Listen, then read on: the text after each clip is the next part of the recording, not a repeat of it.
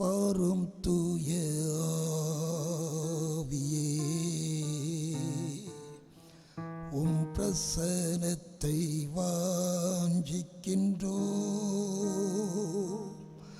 உம் வல்லமையால் என்னை நிறைத்து நீராளுகை செய்யும். வாரும் தூய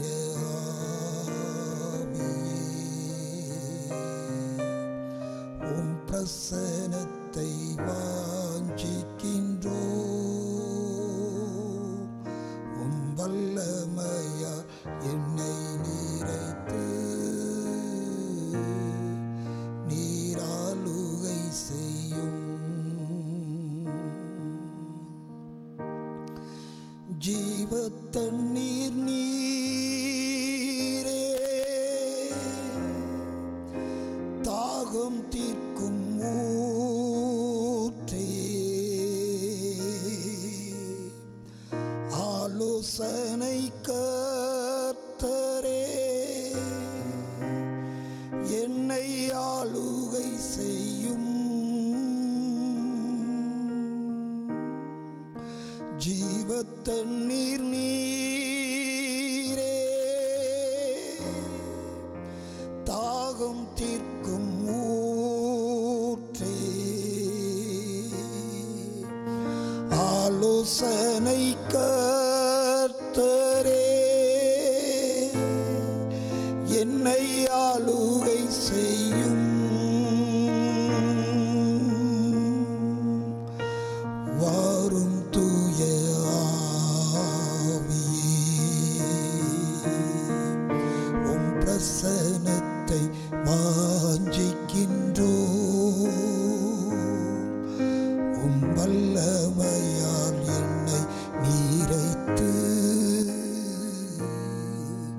நீராளுகை செய்யும். அக்கினியும் நீரே, பெருங்காற்றும் நீரே, பெருமழை போலவே உம் ஆவியை ஊற்றும்.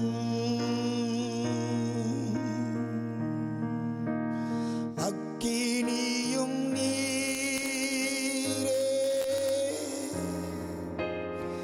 பெருங்காற்றும் நீரே, பெருமழை போலவே உம் ஆவியை ஊற்றும்.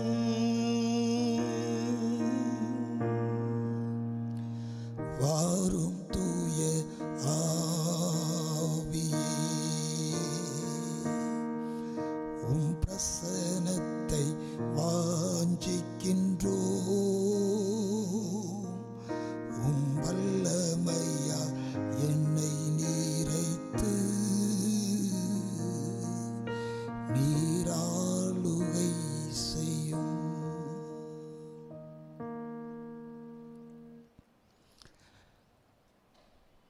பண்டிதர் பில்லி கிரகம் ஒரு நாள் காலை வேளையிலே தன்னுடைய மேல் வீட்டு அறையில் உட்கார்ந்து ரோட்டின் பக்கமாக செல்கின்ற மக்களை பார்த்து கொண்டிருந்தார். ஏனென்றால் அந்த ரோடு முழுவதும் பனிப்பாறைகளால் நிறைந்திருந்தது. மனிதர்கள் ஒவ்வொருவரும் ஒவ்வொரு விதமாக நடந்து சென்று கொண்டிருந்தார்கள். அவ்வழியாக ஒரு தகப்பனும் ஒரு குழந்தையும் கடந்து வந்தார்கள். தகப்பன் மகனை பார்த்து சொன்னான், மகனே, இந்த நேரத்தில் நான் உனக்கு ஒரு காரியம் சொல்லுகிறேன். என்ன தெரியுமா? நான் எவ்விதமாக நடந்து செல்கிறேனோ என்னுடைய காலடி சுவட்டிலே, என்னுடைய காலடி தடத்திலே உன் கால்களை பதித்து நடந்து வா என்று சொன்னார். தகப்பன் எந்த காரியத்தை சொன்னானோ அந்த குழந்தை தகப்பனின் அந்த வார்த்தைக்கு அப்படியே கீழ்ப்படிந்து தகப்பன் சென்ற அதே அடிச்சுவட்டிலே நடந்து சென்றது. பல நேரங்களிலே நாமும் நம்முடைய பகுதிகளிலே பார்ப்போம். மழைக்காலங்களிலே சேரும் சகதியுமாக இருக்கின்ற வேளைகளிலே நம்முடைய பிள்ளைகளை பார்த்து சொல்லுவோம், அப்பா, நான் எவ்விதமாக செல்கிறேனோ என்னுடைய காலடி தடத்திலே நீ நடந்து வந்துவிடு, நாம் அந்த பக்கமாக போய் சேர்ந்து விடலாம். இந்த சேரும் சகதியும் நமக்கு எந்த ஒரு காரியத்தையும் சேதத்தையும் உண்டு பண்ணாது. பெற்றோர் சொல்லுவதை பிள்ளைகள் கேட்கிறோம். பெற்றோரின் வழிநடத்துதலை நாம் பல நேரங்களிலே கடைபிடிக்கிறோம். நமக்கு நமது ஆண்டவர் இயேசு கிறிஸ்து நல்ல குருவாக இருக்கிறார். அவருடைய அடிச்சுவடுகளிலே நடப்பதற்கு அவர் நம்மை அழைக்கிறார். இந்த நாளிலே திருச்சபை நமக்கு தந்திருக்கின்ற தலைப்பு, இயேசுவே நம்முடைய முன் மாதிரி, கிறிஸ்துவே நமது முன் மாதிரி. அதற்காக எடுத்துக்கொண்ட திருவார்த்தை 1 பேதுருவின் புத்தகம் 2வது அதிகாரம் 21வது வசனத்தின் பின்பகுதி நான் வாசிக்கிறேன். நீங்கள் தம்முடைய அடிச்சுவடுகளை தொடர்ந்து வரும்படி உங்களுக்கு மாதிரியை பின்வைத்து போனார். நீங்கள் தம்முடைய அடிச்சுவடுகளை தொடர்ந்து வரும்படி உங்களுக்கு மாதிரியை பின்வைத்து போனார். 1 பேதுரு 2ஆம் அதிகாரம் 21வது வசனம். இயேசு கிறிஸ்துவை நோக்கி பார்க்கும் பொழுது அவரது வார்த்தைகளும் செயல் அனைத்து நமக்கு மாதிரியாக அமைகின்றது. அவருடைய வாழ்க்கை நமக்கு மாதிரியாக அமைகின்றது. அவருடைய செயல்கள், அவர் சொன்ன வார்த்தைகள் அனைத்தையும் நாம் கடைபிடிப்பதற்கு ஏதுவாக அமைகின்றது. இன்றைக்கு அநேகர் சொல்லுவார்கள், அந்த வார்த்தைகளை நாம் கேட்டு நடப்பதற்கு ஏதுவாக அமைந்து இருக்காது. ஆனால் கிறிஸ்து எதை போதித்தாரோ அவர் போதித்ததை வாழ்ந்து காட்டினார். அவர் வாழ்ந்த வழியிலே நாமும் செல்வதற்கு பாதை காட்டினார்.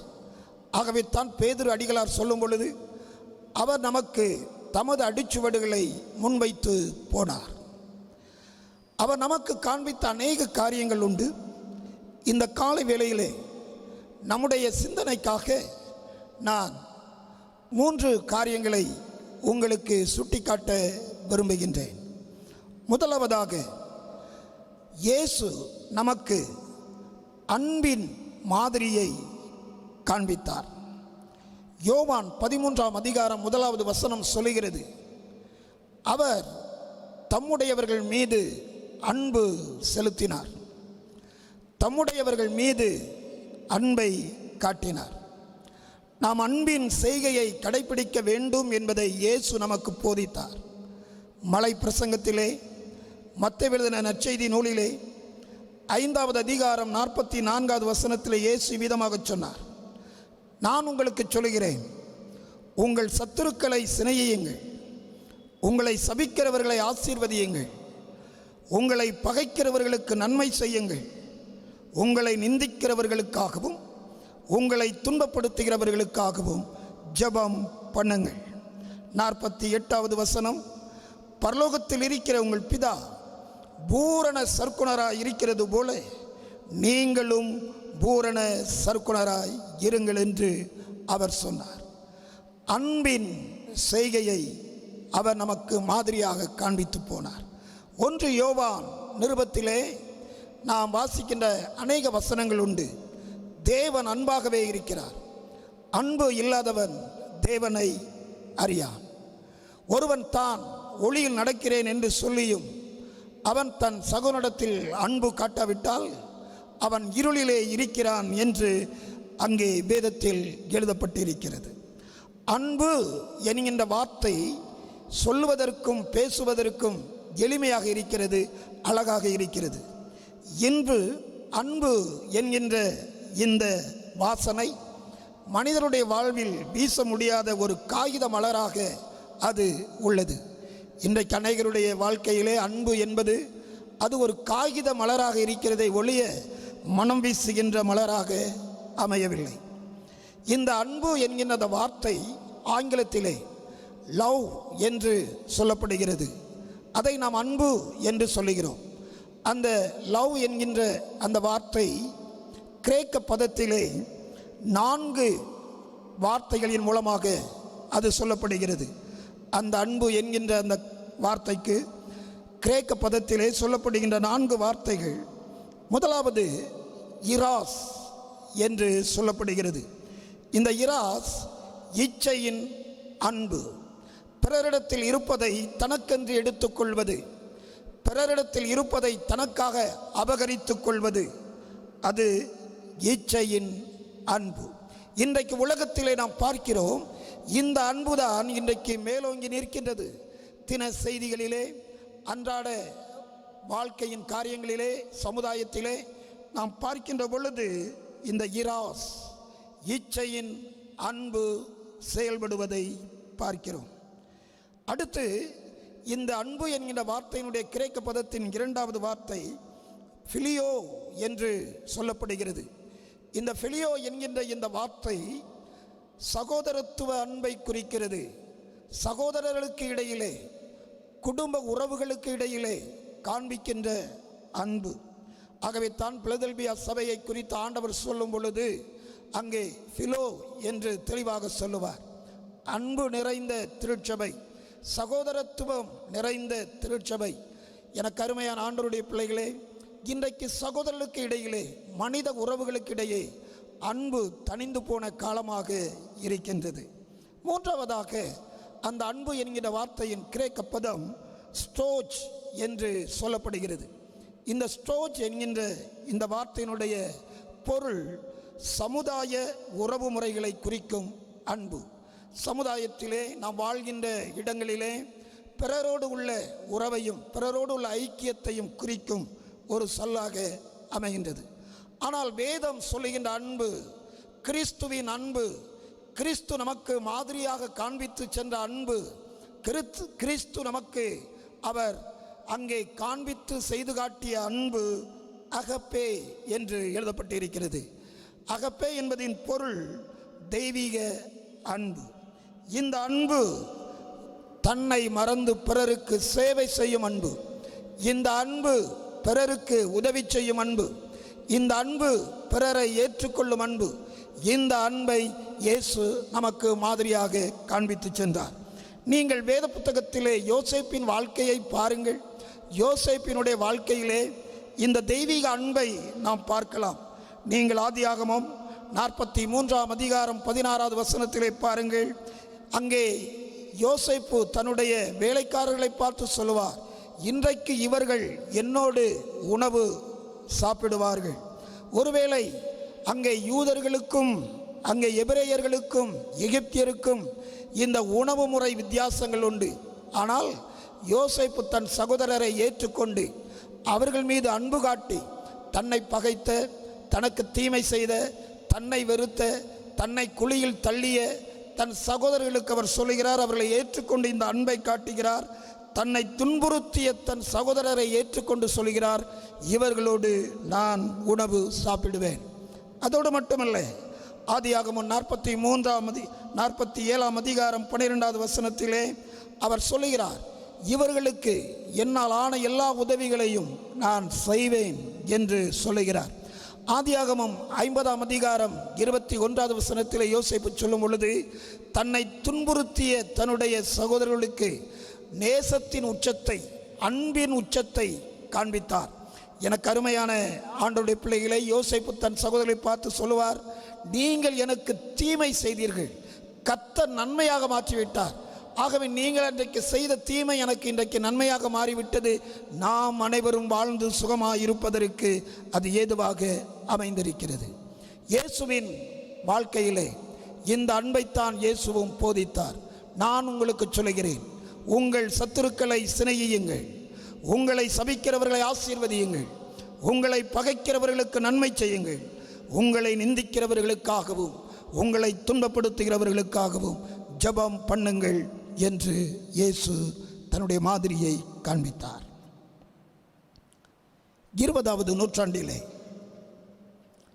துருக்கியருக்கும் அர்மேனியருக்கும் ஒரு போர் நடந்தது. துருக்கிய படை வீரர்கள் அர்மேனிய நாட்டிற்குள் சென்று அங்கே ஒரு கிராமத்தை தாக்கி கொண்டிருந்தார்கள். அந்த கிராமத்திலே அவர்கள் மக்களை தாக்கி கொண்டிருக்கும் பொழுது இந்த துருக்கியரிடத்திலிருந்து தப்பித்து செல்வதற்காக ஒரு குடும்பம் வேகமாக ஓடிக்கொண்டிருந்தது. அப்பொழுது துருக்கி நாட்டை சார்ந்த போர் வீரன் ஒருவன் அவர்களை விரட்டி சென்றான்.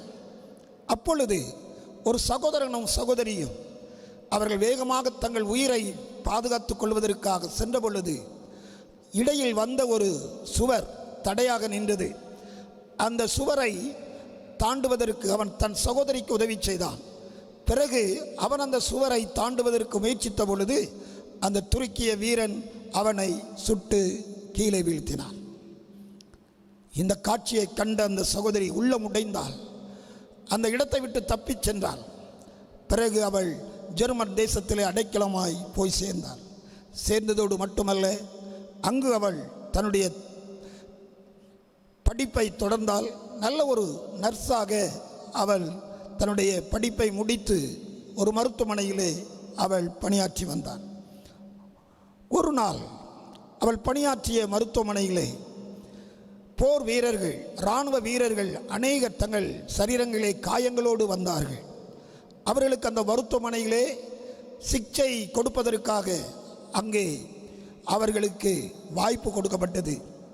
இந்த சகோதரியும் அதே மருத்துவமனையில் பணி செய்து வந்தால் இவளுடைய பொறுப்பின் கீழே ஒரு இராணுவ வீரன் அங்கே கவனித்துக் கொள்வதற்காக அங்கே விடப்பட்டான். அவனுக்கு மருத்துவ உதவிகள் செய்து கொண்டிருக்கின்ற பொழுது இவள் பார்த்தாள். அவனுடைய முகத்தை உற்று நோக்கிய பொழுது அவளுடைய உள்ளம் உடைந்தது. ஐயோ, சில ஆண்டுகளுக்கு முன்பு என் சகோதரனை சுட்டு வீழ்த்தியவன் இவன்தான் அல்லவா, இவனுக்கு எப்படி நான் உதவி செய்ய முடியும் என்று அவருடைய உள்ளம் வேதனை கொண்டது. அவருடைய உள்ளத்தில் ஒரு குரல் ஒலித்தது. அவருடைய உள்ளத்தில் ஒரு குரல் ஒலித்தது. அந்த குரல் இவ்விதமாக சொன்னது, உன் சகோதரனை அங்கே உயிரிழக்கச் செய்த இவனுக்கு நீ ஏன் பணி செய்து கொண்டிருக்கிறாய், இவனையும் நீ பழி வாங்கு என்று ஒரு உள்ளம் பேசியது. ஆனால் அவள் அந்த சத்தத்திற்கு செவி சாய்க்கவில்லை. அந்த இராணுவ வீரனுக்கு எல்லா உதவிகளையும் செய்தாள். சில நாட்கள் கடந்தது. அவன் சுகம் பெற்றான். சுகம் பெற்ற பொழுது அவள் சொன்னாள், என் சகோதரனை சுட்டு வீழ்த்தியவன் நீ, ஆனால் உன்னை நான் காப்பாற்றினேன் என்று சொன்னாள். அப்பொழுது அவன் கேட்டான், உனக்கு எப்படி மனம் வந்தது என்று கேட்டாள். அவள் ஒரு காரியம் சொன்னாள், என்னுடைய ஒரு உள்ளம் சொன்னது உன்னை பழிவாங்கு என்று சொன்னது, ஆனால் மறு உள்ளம் சொன்னது எனக்குள் வாழ்ந்த கிறிஸ்து, இவனுக்கு அன்பு செய், அன்பு காட்டு என்று அவர் என்னோடு பேசிக்கொண்டிருந்தார். அன்புக்குரியவர்களே, கிறிஸ்து அன்பின் மாதிரியை நமக்கு காண்பித்து சென்றிருக்கிறார். இரண்டாவதாக தாழ்மையின் மாதிரியை இயேசு நமக்கு காண்பித்து சென்றிருக்கிறார். பிலிப்பியரின் புத்தகத்திலே 2வது அதிகாரம் 8வது வசனம் இவ்விதமாக சொல்லுகிறது. பிலிப்பியரின் புத்தகம் 2வது அதிகாரம் 8வது வசனத்தில் நாம் படிக்கிறோம் அல்லவா, இவ்விதமாக வேதம் சொல்லுகிறது, அவர் மனுஷ ரூபமாய் காணப்பட்டு மரண பரியந்தம், அதாவது சிலுவையின் மரண பரியந்தமும் கீழ்ப்படிந்தவராகி தம்மை தாமே தாழ்த்தினார். இயேசு தாழ்மையை கற்றுக் கொடுத்தார். மத்தேயு எழுதின நற்செய்தி நூலிலே 11வது அதிகாரம் 29வது வசனத்திலே நாம் வாசித்தோம் அல்லவா, என்னிடத்தில் கற்றுக்கொள்ளுங்கள், நான் சாந்தமும் மனத்தாழ்மையும் உடையவனாய் இருக்கிறேன் என்று இயேசு சொல்வதை நாம் பார்க்கிறோம். எனக்கு அருமையான ஆண்டவருடைய பிள்ளைகளே, தாழ்மை நம்முடைய வாழ்க்கையின் மாதிரியாக அமைய வேண்டும். இயேசு இந்த தாழ்மையை நமக்கு காண்பித்து சென்றார். தாழ்மை என்பது நான் ஒன்றும் இல்லை என்கின்ற நிலையை அது காட்டுகிறது. தாழ்மை என்பது நான் ஒன்றும் இல்லை, நான் வெறுமை, நான் ஒன்றும் செய்வதற்கு தகுதி இல்லாதவன் என்கின்ற நிலையை சுட்டி காட்டுவதாக அமைகின்றது. இயேசு இந்த உலகில் வாழ்ந்த பொழுது தன்னுடைய தாழ்மையை அவர் தம்முடைய சீஷர்கள் மத்தியிலே அவர் செய்து காண்பித்தார். யோவான் எழுதின நற்செய்தி நூலிலே 13வது அதிகாரத்தை நீங்கள் பாருங்கள். அங்கே இயேசு ஒரு பாத்திரத்தில் தண்ணீர் வார்த்து, யோவான் 13ஆம் அதிகாரம் 5வது வசனத்தில் வாசிக்கிறேன். பாத்திரத்தில் அவர் தண்ணீர் வார்த்து சீஷருடைய கால்களை கழுவவும் தாம் கட்டிக்கொண்டிருந்த சீலையினால் துடைக்கவும் தொடங்கினார். எனக்கு அருமையான ஆண்டவருடைய பிள்ளைகளே, பேதுரு சொல்லுவார், ஆண்டவரை இதை நீ செய்யக்கூடாது என்று சொல்லுவார்.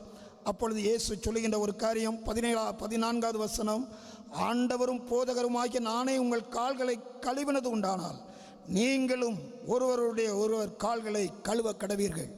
இயேசுவுக்கு எல்லாம் இருந்தது. அவர் ஐஸ்வர்ய சம்பந்தர். தம்மைத்தாமை வெறுமையாக்கி இந்த பூமிக்கு வந்தார். மனுக்குலம் எடுத்து வந்தார். ஆள்கை செய்கின்ற ஆண்டவர், உலகத்தை அகிலத்தையும் படைத்த ஆண்டவர் அடிமையாக வந்தார். அவர் சொன்னார், இந்த உலகில் எனக்கென்று தலை சாய்ப்பதற்கு எதுவும் இல்லை என்று சொன்னார். அவருடைய ரூபம் பார்ப்பதற்கு அழகற்று தோன்றியது என்பதை ஏசாயா தீர்க்கன் கூறுகிறார். ஆகவே தனக்கு இருந்த எல்லாவற்றையும் அவர் வெறுமையாக்கி தான் ஒன்றுமில்லை என்பதை இந்த மனுக்குலத்தோடு வாழ்ந்து அவர்களுக்கு சேவை செய்து தம்முடைய தாழ்மையை காண்பித்தார். எனக்கு அருமையான ஆண்டவருடைய பிள்ளைகளை, எல்லோரையும் ஏற்றுக்கொண்டு எல்லோர் நடுவிலும் தன்னுடைய தாழ்மையை காண்பித்து இயேசு சேவை புரிந்து தன்னுடைய வாழ்வின் மகத்துவங்களை ஜனங்களுக்கு காண்பித்தார். இன்றைக்கும் இயேசுவின் மாதிரியை பின்பற்றுகின்ற, இயேசுவின் வழியில் நடக்கின்ற நாமும் தாழ்மையை காண்பிக்க அழைக்கப்படுகிறோம். இயேசுவின் முன்மாதிரியிலே அன்பு ஒரு முக்கியத்துவம் வாய்ந்த மாதிரியாக நாம் கற்று அதன்படி நடக்க அழைக்கப்படுகிறோம். இரண்டாவதாக, தாழ்மையை நாம் கைக்கொண்டு இயேசு சிலுவையின் மரணபரியந்தம் கீழ்ப்படிந்து அந்த தாழ்மையின் காரியங்களை வெளிப்படுத்தினது போல நாமும் கிறிஸ்துவுக்குள் வாழ்கின்ற நம்முடைய வாழ்விலே நாம் தாழ்மையை பிறருக்கு காண்பிக்க ஆண்டவர் நம்மை அழைக்கிறார். இந்த தாழ்மையின் அன்பை நம்முடைய தேசத்திலே வாழ்ந்து நம்முடைய தேசத்தின் மக்களுக்கு ஊழியம் செய்த அன்னை தெரசாவின் மூலமாக நாம் அறிந்து கொள்கிறோம். அன்னை தெரசா இந்த உலகத்திலே நம் நடுவிலே வந்து நமக்காக நம்முடைய மக்கள் மத்தியிலே அவர் பணி செய்ததின் தாழ்மையை குறித்து நாம் அறிந்திருக்கிறோம் அல்லவா? அருமையான ஆண்டவருடைய பிள்ளைகளே, தாழ்மை, நான் ஒன்றுமில்லை, என்னுடைய வாழ்வு பிறருக்கு ஊறியது என்பதை சுட்டி காட்டுகின்றது. மூன்றாவதாக, கடைசியாக 1 பேதுருவின் புத்தகம் 2வது அதிகாரம் நான் வாசித்தோம் அல்லவா? 1 பேதுரு 2வது அதிகாரம் 21வது வசனத்திலே, நீங்கள் தம்முடைய அடிச்சுவடுகளை தொடர்ந்து வரும்படி உங்களுக்கு மாதிரியை பின் வைத்து போனார். அவர் பாவம் செய்யவில்லை, அவருடைய வாயிலே வஞ்சனை காணப்படவும் இல்லை. அவர் வையப்படும் போது பதில் வையாமலும் பாடுபடும் போது பயமுறுத்தாமலும் நியாயமாய் தீர்ப்பு செய்கிறவருக்கு தன்னை ஒப்புவித்தார். என் அன்புக்குரியவர்களே, மன்னிப்பின் மாதிரியை இயேசு காண்பித்தார். ஒருவேளை அவரை துன்புறுத்தியவர்களுக்கு, அவரை அங்கே அடித்தவர்களுக்கு, அவரை மிகவும் வேதனைக்குட்படுத்தியவர்களுக்கு தமது மன்னிப்பை கூட்டி வழங்கினார். சிலுவையில் சொன்னார் அல்லவா, பிதாவே, இவர்கள் செய்கிறது இன்னதென்று அறியாதிருக்கிறார்கள், இவர்களை மன்னியும் என்று சொன்னார் அல்லவா? மன்னிக்கின்ற அந்த பண்பை, அந்த மாதிரியை இயேசு நமக்கு காண்பித்து சென்றிருக்கிறார். எடுத்துக்கொள்ளலாம். மத்தேயு எழுதின நற்செய்தியினுள் 18ஆம் அதிகாரத்திலே அங்கே ஒரு சம்பவத்தை இயேசு தெளிவாக சொல்லுவார். மத்தேயு எழுதின நற்செய்தியினுள் 18ஆம் அதிகாரத்திலே 22ஆம் வசனம் முதல் நீங்கள் வாசித்தீர்கள் என்றால் அங்கே ஒரு சம்பவம் கொடுக்கப்பட்டிருக்கிறது. பேதுரு இயேசுவினிடத்தில் கேட்பார், ஆண்டவரே, என் சகோதரன் எனக்கு விரோதமாய் குற்றம் செய்தால் அவனுக்கு நான் எத்தனை தரம் மன்னிக்க வேண்டும் என்று கேட்பார். 7 தரம் மட்டுமோ என்று பழைய நிலைகளை உணர்ந்து கேட்பார். ஆனால் இயேசு சொல்லுவார், 7 தரம் மாத்திரமல்ல, 70 தரம் மட்டும் என்று உனக்கு சொல்லுகிறேன். அப்படி சொல்லிட்டு ஒரு சம்பவத்தை சொல்லுவார். பாருங்கள், ஒரு பெரிய மனிதன் இருந்தான். அந்த மனிதனிடத்திலே ஒருவன் கடன் பட்டான். அவனுடைய கடன் ஒரு பெரிய கடனாக இருந்தது.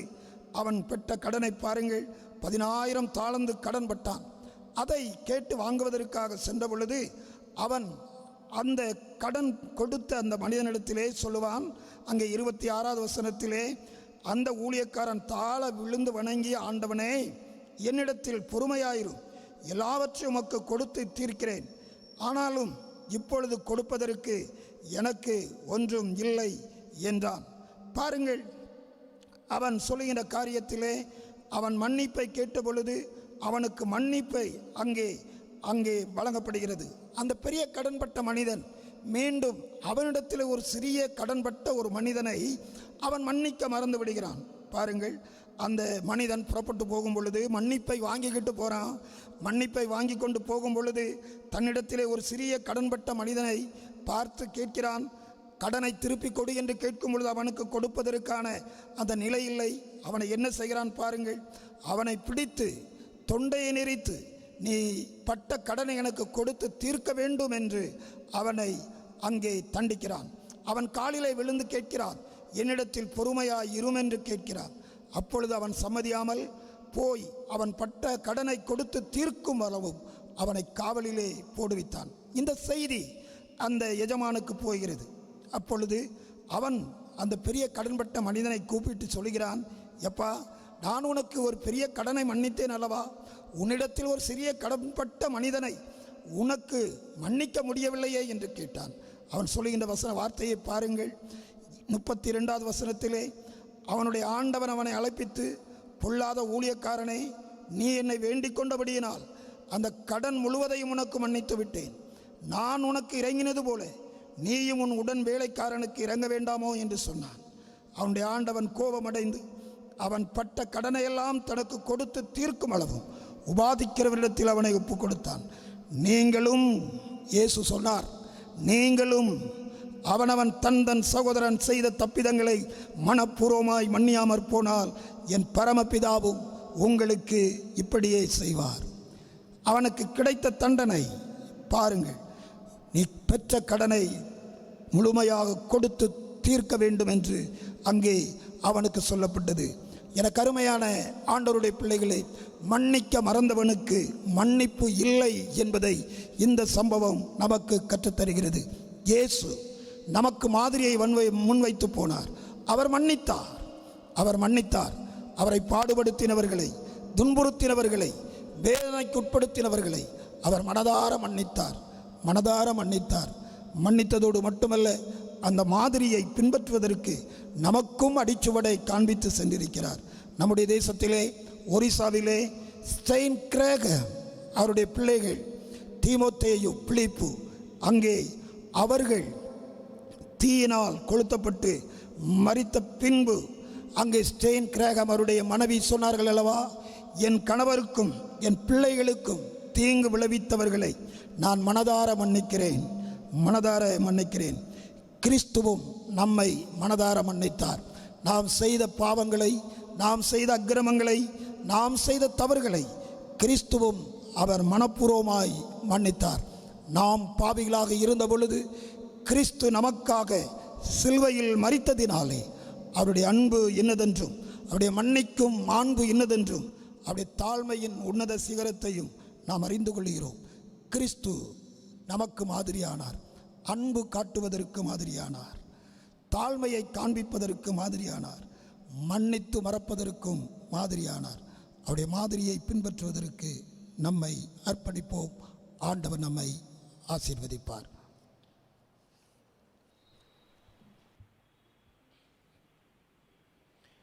ஆண்டவருடைய